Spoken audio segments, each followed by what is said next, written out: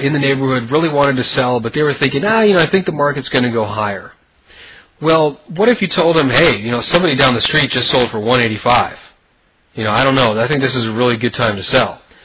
And then, he says, well, no, I think I'm going to wait. I think the market will come back up. And then you say, hey, somebody just sold for 165,000.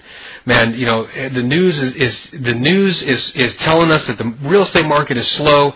Man, I think you better sell. And he says, oh man, that's really getting low. And then finally you go over to him, you say, man, somebody just sold for $150,000. And he says, fine, I need to sell.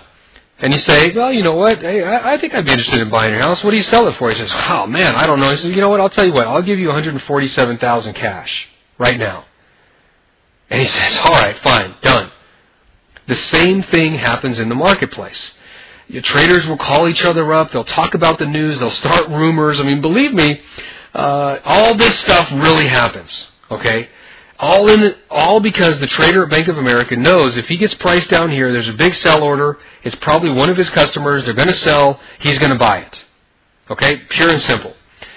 And it's all because he has to fill a big customer order. That's the way the market works. That's the way the world goes around.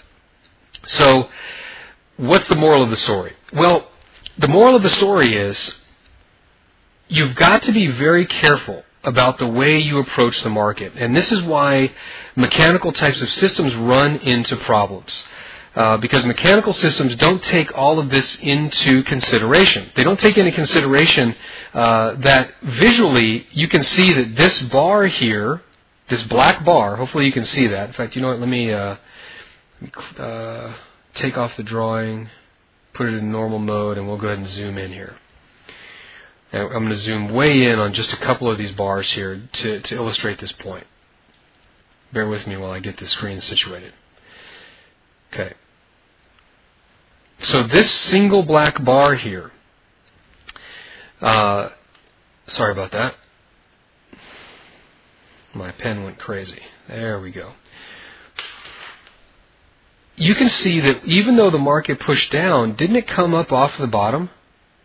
Okay, so the market couldn't hold these prices down here, which means there was actually buying going on. Remember, the only way that the market can go up is if people are buying. Okay? That's the only way. And because the market just cannot stay down here, that means there's more buying. Okay? So when people are buying more, is that bullish or bearish? Well, come on, it's bullish. People are buying more. Well, a mechanical system isn't going to take that into account, or it's going to be so hard to describe and stuff into a mathematical equation that it approaches impossibility. So we've got to have a fluid way of looking at the market. Now, let me try and relate this also in terms of stops and how the market participants will view, how traders will view the market. Let me go to normal mode, scale this back. Okay.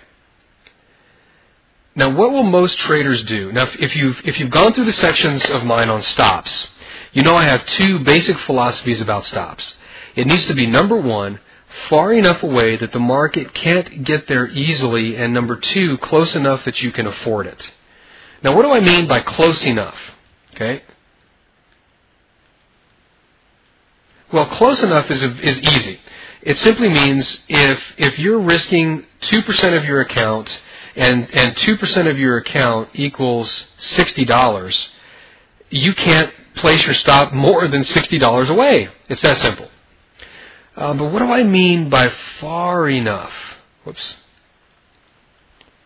This is sometimes a little bit harder for traders to get. So let me go through this because it relates to everything I've been talking about. When a trader is trying to push the market, okay, they're going to try and push the market near to prior lows. Okay, you can see there's a zone of lows right in here.